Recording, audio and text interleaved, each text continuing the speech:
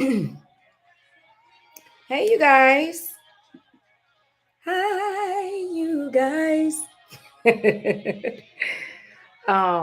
me turn this down. Maybe a little too loud.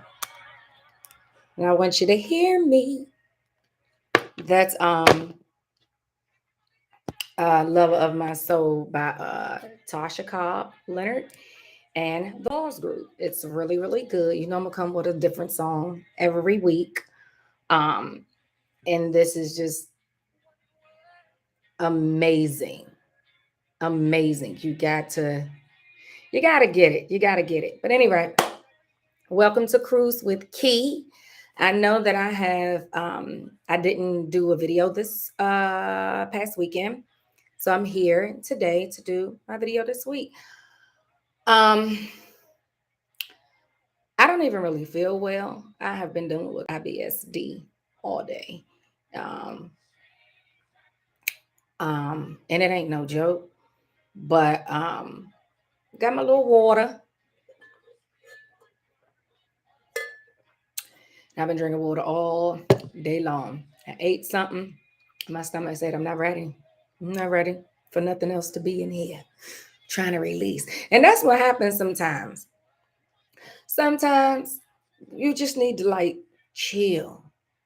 Don't add nothing else to what you already got going on. If something is already existing, don't add nothing else. Because when you do, it's gonna backfire. Because it's like, wait a minute, I'm not even finished what's existing. One at a time, okay? But I am Kia, and you are cruising with Key. Thank you for being here so much. Where I talk about um, things that has happened in my life that has caused a lot of trauma, um, and I'm trying to unpack it as much as possible, one day at a time, one step at a time, one season at a time.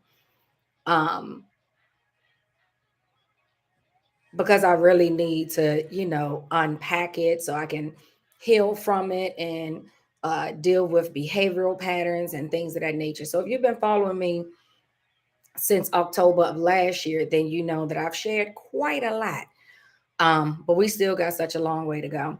Still got such a long way to go. And I actually contemplated coming on here today to do this, not only because I really don't feel too well. I don't want my stomach to get tricky, and then I gotta be like, bye. But um, I know that having these conversations, the more I have them, the more I get deep into my story, the tougher it will be for me. Um, Not only from an emotional standpoint, but from a place where um, y'all know I'm transparent, and so having to uncover some things and relive them is a bit much. And some might be like, why is she telling that? Like, that's TMI. It might have happened to you and you ain't told nobody. Time's up. You got to talk about it, because if you do not talk about the things that you had to endure, especially as a child, if you have not talked it out with amongst yourself, amongst your family, friends, or a licensed psychologist, pastor, somebody, then you probably been walking around with a lot of pain and pretending like everything is all right. You just been strong.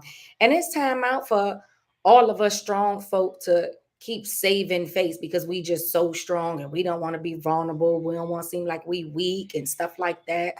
You're not weak when you tell somebody that you're not okay. You're not weak when you tell somebody, I really need to talk to somebody. Do you have any recommendations for a therapist? Because I really got some stuff that I want to get off my chest. That's really what it is at the end of the day. You're getting it off your chest. You are um um making your weight a lot lighter. I've been telling y'all for a while that I've gained some weight and I don't really like it, but I feel like a part of that is because I got a lot of stuff that's just lying dormant and I gotta let it out.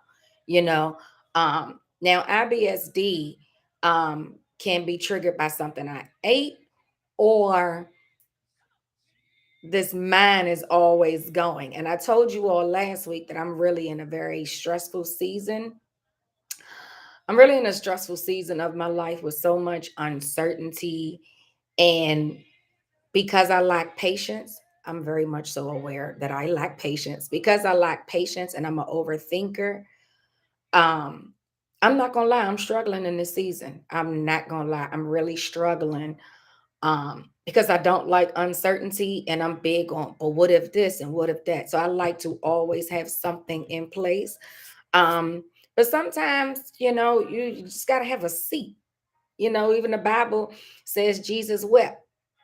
One scripture to say one profound statement. He did nothing else but wept. And sometimes that's all we need to do is just sit down and just weep, or just sit down and just woosah, chew some gum and pop some bubbles and just not think about anything. Play I Declare War with yourself and solitaire. Do something that is productive. And that's one thing that I need to work on more, doing things more productive. Now, and I do love binge watching shows. So that helps sometimes, especially when I'm up at 4 o'clock in the morning or 6 o'clock. My sleep has been all jacked up with this new season, but it is what it is, you guys. Okay, so the last conversation that I had with you all talking about my second mom, I was telling you how, I lived with her for the second time because we were taken away from our second foster home. And so we was living with her, and a lot of different things took place while I was living with her. And I think the last thing that I told you all was about how I got beat real bad by my cousin, because her little sister had peed in the middle of the night or something, and I was blamed. I don't think I told you all that me and my sister, I think I told you all I have four. But when I always say me and my sister, I'm talking about the youngest because that's who I grew up with. The other two was raised in Pennsylvania with our father. So anytime you hear me say my sister, I'm always talking about my youngest sister. She's the youngest of five. That's my boo. Shout out to you, Pebbles. I miss you. I love you. But at any rate, um, we was always called pudding kids. Like I felt like I was a visitor in my own family's home. Like you might hear kid pebbles, kid pebbles, kid pebbles. But if we were introduced to somebody or something happened, pudding kids. Like it was crazy. So I will never forget that moment. And I told y'all that I was always on punishment. Now, I remember telling y'all that I was on punishment one time because God supposedly showed my folks that I ate this whole bowl of jello and I did not. So I got close to God to try to figure out why you keep lying on me, sir. You my father. You know the truth. Or are you lying, mom? But at any rate, because God is not a man that he can lie. So, that's in the word, that's in the Bible. I don't know why this is like this. And y'all know I'm always fidgeting. And I know that I'm being fidgety because I got to get this out. So I'm like stalling. I love how aware I am of self. Um, so there are times when I would get on punishment and I couldn't like go anywhere. Um, and because of that, um, one day, so I was always in the house and on punishment for whatever reason. And there are times I was on punishment for like grades, um, my mouth. I've always had a smart, sarcastic mouth. I don't know why, but I've always just had a smart mouth. I remember one time I said something back. I was a back talker. I mean, most children are, until you tell them, like, look, I'm not playing with you. And she let me know she's not playing with me. Pop popped me right in my mouth, you guys. And my tooth came out, went right in the sink. We were in the kitchen. It went right down a gobs explosion, which is why if you ever choose to pay attention, one of my front teeth is longer than the other. This one's longer than this one because that's the way it grew in because it was knocked out. Um, prematurely. Yeah, Joe. I would never pop my child that hard in the daggone mouth where your tooth come out, but maybe it was loose. Gonna give it a benefit of the doubt. But sometimes when I was on punishment, of course, I was in single digits. I'm in third grade. And so I'm never home alone. And I remember being upstairs one day, and there's a room on the left, there's a room on the right. I'm sorry, I did this all wrong. There's a room on the right, there's a room on the left. And me, my sister, my cousin, we all stayed in one room. And I want to say it was like two or three beds in the same room, you know, the little square joints. Um, them square rooms that give you enough to put, you know, more than one bed in, bunk beds. I don't remember. I know it wasn't no bunk bed though. And then the room across, I want to say it was my cousin's or whatever. I don't know who room that was, but I remember going in the room one night, and I think everybody was at church or rehearsal or something. Everybody was somewhere, but I wasn't. And neither was my male cousin. And I remember I oh gosh, I remember give me strength, God. I remember looking out the window, and in the yard next to ours there was a horse, like a little rocking horse. And I think that's exactly what happened. I went to go look out the window because we had a dog at a time, a big old dog at that time named Cookie. And so Cookie was barking up a storm. So I went out, I went to, go, I can't go outside. So I looked, out the window to see what's going on my tippy toes and stuff. And next minute, I felt an arm rub around my waist and just was rubbing on me. And I instantly, of course, Kirk, and I was like, what are you doing? And, yada, yada, yada, what are you doing? And I remember I ran in the room, and I know I went to sleep, but that's pretty much how it started. It was, see you on your tippy toes, you looking outside, ain't nobody here. Here's the opportunity for me to, you know, try my hand. And my cousin, again, I was about 8. My cousin had to be, he was definitely in double digits, but I don't know how much older he is than I.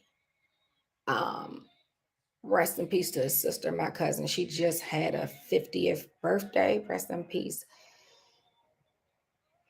He might be 5 years younger than her, 4. I don't know, but he was a teenager, I believe. And one, if not that same night, maybe the next night, I don't know. But he felt bold. And in that moment, it was like you bet not say anything. Strong as all outdoors. And you better not say anything. And I'm like, I don't, in my head, even as a kid, what am I gonna say? I mean, yeah, you're wrong, but I ain't trying to get put out. So I'm not saying nothing. You knew that this is not what I want. I'm a kid. I'm running in the room. I never looked out that window again. And then again, if not that same night, he end up coming in the room, waking me up. Mind you, I'm not in the room by myself. So I don't know how he was this smooth, y'all, but he would put his hand over my mouth and just start doing this. He would put his body on top of me and just be doing this. And I would just have tears rolling down because it hurt. All that friction on my little old body. Like, what is happening? I had no idea what was happening. And then, bet not say anything. What you mean? I'm hurting. There was no insertion. There was no insertion. Again, that's why I was so confused about what is happening right now. And then when he left, I felt something. And I got up, I went to the bathroom, and it was like all this stuff, which I now know is called semen, that was just on my thigh. And I just was like, I mean, it was disgusting. It was absolutely disgusting. And I wanted to say something so bad. And it sucks. It really, really sucks how scared I was to say anything because I didn't want to go into another home and deal with yet some more abuse. And I think that I struggled not only with that, but struggling with the fact that, okay, so was I born to just be abused? Because this is a different type of abuse right here. Like, what's this? This is sexual abuse. Like you're molesting me. Like what you doing? And I'm your cousin. Why would you think that that's okay? What if it slips in and I bleed or something? Like, of course, none of that was in my head at the time. The only thing that was in my head was fear. It was absolutely fear. And he would act like nothing happened. And that was literally that went on for quite some time. And it sucks because I feel like he got comfortable and I was miserable. My grades was way worse than they have ever been. So I literally stayed on punishment. I stayed in the house. The only time I went out the house was literally church and what you call it, school. School, I couldn't have no sweets. You can't, if they got ice cream, you can't have none. um I would have to go straight to my room soon as I'm finished dinner. Sometimes no, you don't get to eat. Your grade so bad, just go straight to your room. You ain't get no dinner tonight. Yes, I've definitely went through that. And all along, nobody knowing what's happening at nighttime. Nobody knows nothing. Nobody knows nothing. I don't have a cycle. So I'm trying to figure out what about this 8-year-old attracted you to continuously do this and threaten her that she bet not say anything? And then I'm not going to say anything because who gonna believe me? I'm already putting kid, putting outside doing whatever she want to do. So I done already got beat from the top of the stairs all the way to the bottom by my cousin because they think I did something to my little cousin. I'm just like, I'm pretty much shit out of luck. Like, oh, that was such a depressing time. And then one day we was all getting ready for church. We was all getting ready. And some way, somehow, I was the last person getting dressed, and I will never forget it. I had on black, white, and red. You would think that I was going to a private school or something. I will never forget that outfit as long as I live. And when I tell y'all he started getting bold, he started getting bold. Now people in the house, at this point, he's not caring. And this particular time, he tossed me on him and was doing my body like this. And I'm just crying. Again, nothing is inserted, but he knew how to move my body to a way where he can put that stuff on my thigh. I put this on everything I love. To this day, I can't stand semen because it's a trigger for me. Don't put your semen on me. Like that's such a freaking trigger for me. I think it's disgusting. Um, and I have flashbacks. So yeah, no.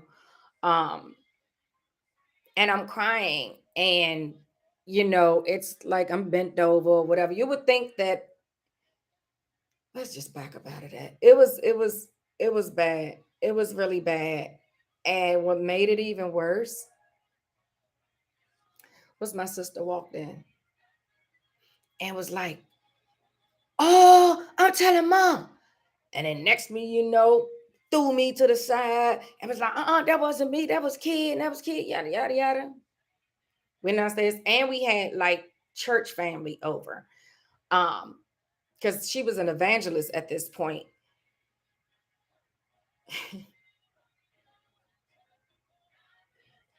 When I tell y'all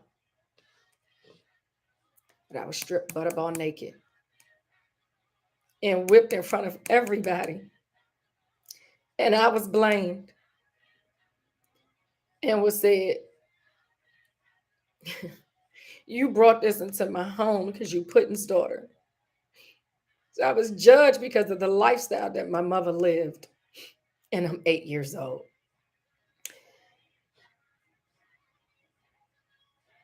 And I just don't see how you choose to chastise me in a manner in which you did in front of everybody and not even get your son, who's much older than me. Like you never put two and two together. It's just always me. Like, how, even as a woman of God, you didn't think to mm.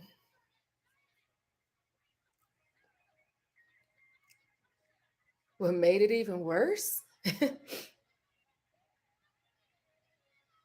Mm. What made it even worse was that I was removed the very next day. Now, where I'm about to go? Where am I about to go? Where am I about to go? To another home yet again?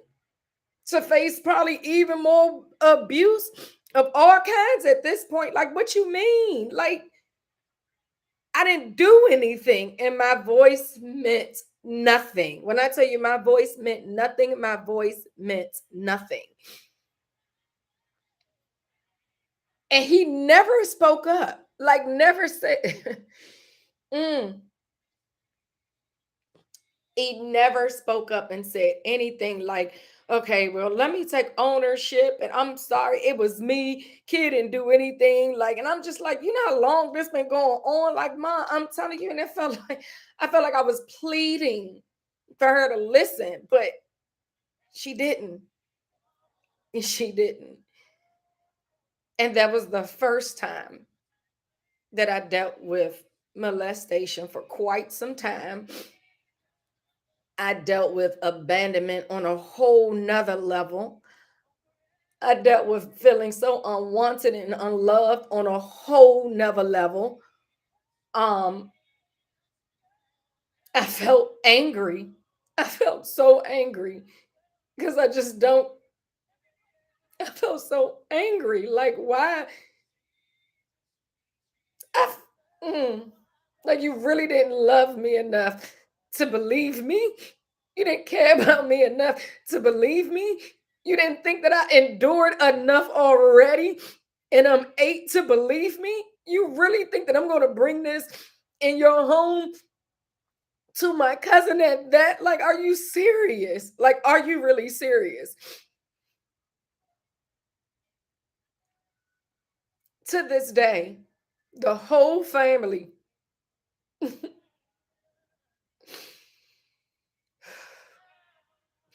the whole family to this day, y'all. And I'm 43 and that happened at 8. So you do the math. I ain't about to do it. I suck at math anyway. To this day, the whole family think it was me. Like, all of that was my fault. I did it. He's innocent. To this day, he got breath in his body, live in the same area that I do in the DMV. And he's never, ever, ever, ever said, I'm sorry. You know, we grown now. Can we talk? You know, I apologize. Nothing. Nothing. You still walking around innocent. Everybody still look at me like it was me. And that sucks. And I carried that with me all of my life. All of my life, I carried that. Not feeling loved enough to believe what I'm saying. Children lie. But one thing for sure, two things for certain. When you endured what I had already previously endured, I'm not about to lie about being sexually abused. Like, I'm not going to lie. I didn't say anything. I didn't want to go anywhere. If I said anything, I just knew that I wasn't going to be believed. And that sucks. I never had a safe place as a child. This is why I'm always listening to gospel. This is why I'm always talking about scriptures. Because if don't nobody else know my heart, God does. He knows my heart. He knows my intentions. He knew me before I was formed in my mother's womb. And sometimes I do get mad at him because I'm like, why would you have me endure this type of stuff? Like, why me? I went through a lot in my mother's womb. If she was alive and I was having these kind of conversations, she would probably be transparent. She will show you her arm like she showed me, and all of these different marks and stuff where she shot needles and stuff like that. Like, that was when she was pregnant with me. So I endured in the womb and I endure when I come out the womb. Like, why? Why? And then all throughout life, just that's why I always really didn't. I wasn't that girl that grew up and say, "Oh, I can't wait to get married and have children," and none of that. Like, I didn't want to share life with nobody because I knew that I'd probably be jacked up.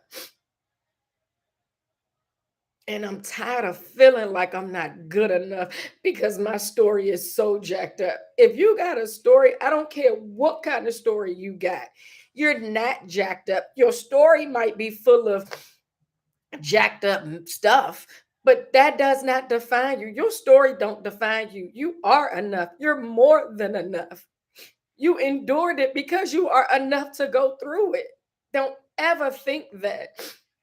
Don't ever think that. And I forgive myself often, very often, for not accepting the fact that I didn't do nothing to cause these things. I was just chosen to just show that God is real and he'll bring you through anything. And you ain't never alone. Never, never. The Bible says he will never leave you nor forsake you. And I believe it. And I stand on that to the day I die. So that's the first time I actually really shared it in a manner in which I just did. I don't talk about it. Not often at all. If I do, I don't. I've shared it in therapy, but not in this kind of forum. And it's a lot. It's a lot to process. And believe it or not, I did have a conversations with her when I got older. I was 37, about to be 38. This was February 2017. And I'll finish this next week. So we're gonna stop right here and know that I love you. I appreciate you. Thank you for joining. Thank you for cruising with me. Thank you for cruising with me as I navigate through this healing journey. If in fact you have a child and your child is telling you something, please listen to your child. I beg of you to please listen to your child. Please. And if you don't think your child is telling the truth, go to therapy or have a family meeting, call everybody out. If you've gone through what I've gone through and you feel like you've never said anything to nobody, I promise you, you got to get it out. You have to get it out. It's going to tear you up. I'm telling you, if you let something sit, it rots. Okay? You have to get all the stuff out so you can heal and just be so fly like a butterfly. Just fly and just soar. Just soar. I promise you, that's my duty, is to soar in ways that I never thought possible. The Bible says that I come that you might have life and that more abundantly. I crave for the abundant life. I do. I deserve it. And you do too. You are all deserving. It doesn't matter what happened to you. You deserve love, unconditional love. You deserve to be seen. You deserve to be heard. You deserve to be protected and nurtured. Trust me, you do. And I do too. You better know it. Thank you so much for cruising with Key. Like, subscribe, comment, share. I love you. Have an amazing rest of your week and pray for me as I pray for you. I love you guys.